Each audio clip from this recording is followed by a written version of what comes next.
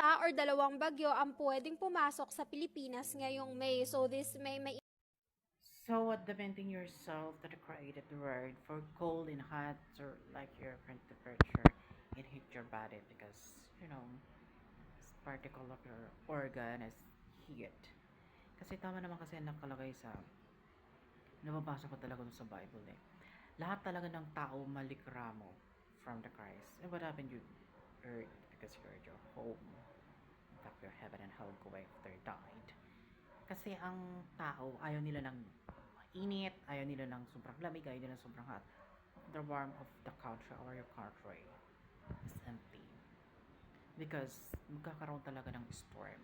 Maraming mawawasak na bayan at mamamatay na tao niyan at destroy it because temperature to earth is very level of the water in Pacific Sea to water river.